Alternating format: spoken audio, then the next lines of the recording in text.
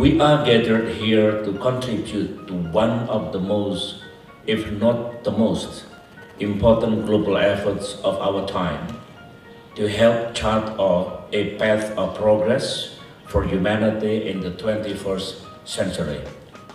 We do not have a fancy title for it yet. For now, we simply call it the Post-2015 Development Agenda.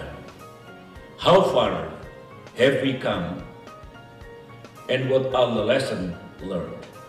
What are the remaining challenges? What more can be done? Where did we falter, and where did we do well? What are the new development issues?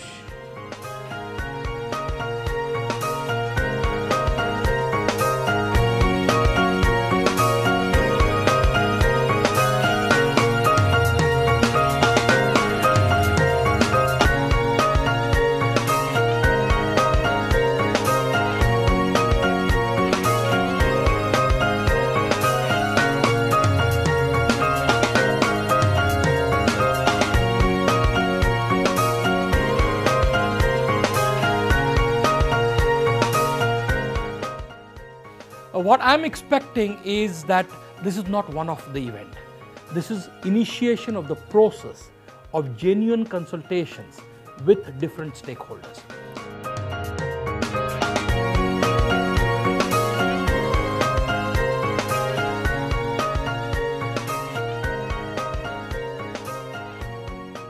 I like to look at long-term solutions to long-term issues. So I'm most passionate about the idea of improving the quality of education, and so improving the skills and capabilities of young people.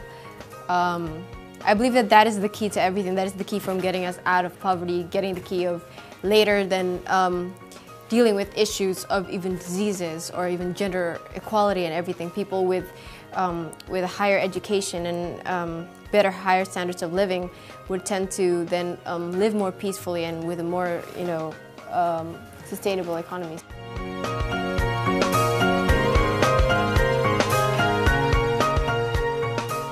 I think the most important thing is the criteria is first is about equality for all, and within that we have to agree on how the goals can create a safe space for humanity to continue. So equality and safe space, which means that we have to tackle the environmental degradation, we have to tackle of how we use the land, how we use the natural resources, and so on.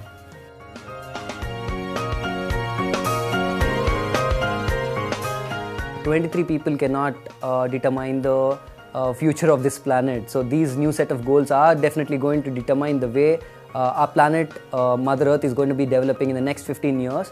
And I don't think 23 people can actually get everything right in pointing out what are the things which should be focused on development in the next 15 years. But then we have a lot of champions of youth, progressive thinkers like Tawakkul Karman, Paul Polman, and a lot of them.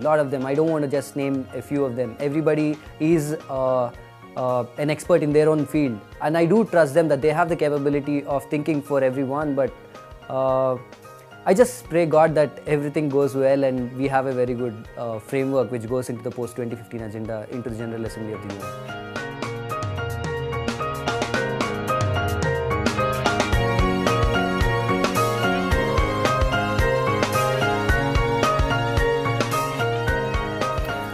I believe because there are pressing global challenges related to climate or biological diversity and pollution issues that we have heard a lot about today. I think these issues require some degree of cooperation to be solved.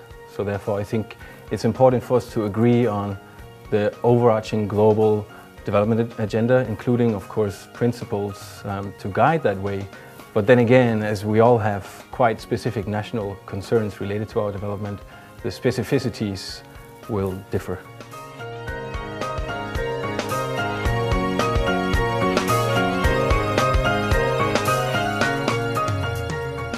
And this panel, as we've seen a couple of meetings that we've had, is full of energy, track records, experience, but is also listening and demanding that we don't just have consultations perhaps in a conference room somewhere, but that we go out to the field and that we really try to hear the voices. of the poor, the marginalized, those that we don't reach. I think our expectations from this event is that hopefully the concerns of the Pacific are heard, and in future that the Pacific is invited to other forums to hear the voice of the Pacific. A lot of times people say Asia and Pacific, but they forget to discuss actually Pacific-specific issues. So we hope that future events the Pacific voice can be heard, and especially the youth in the Pacific.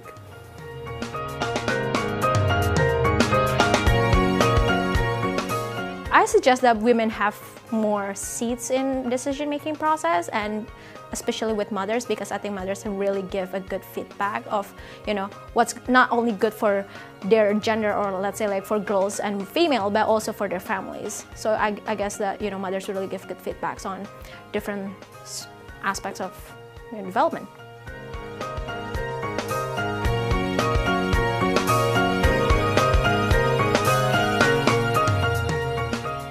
That gender is a cross-cutting issue. Whether you're talking about education, health, environment, we need to see how each of those indicators, how each of those issues are impacted by women. What is the percentage of girls that go to school? What is the percentage of women that have access to proper health care?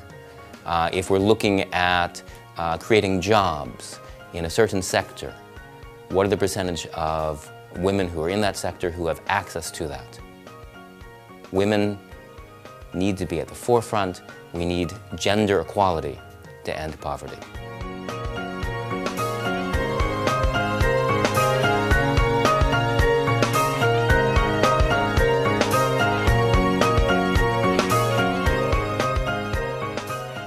Rather than say, reduce poverty and so forth. Okay, poverty you reduce $1 or $2 a day. What about people living, at about $3 or $4 a day that are not really better, only slightly better than those, and they can always dip down in cases of natural disasters, something that is beyond control.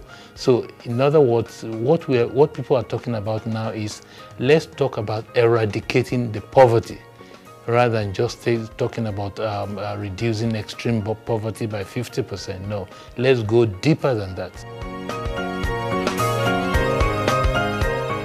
Today I learned, from different directions, people think differently. Maybe that's, so natural. But from the government sector, I could see the different directions in between traditional donors and emerging donors. And, the new donors like Korea is in between. And the recipient governments, they are having different ideas and different directions.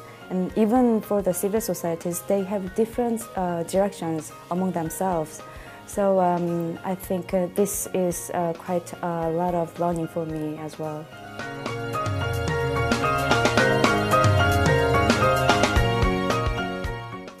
In the past, it's like, one solution for all. But today, one size fits all doesn't exist for the Millennium Development Goals.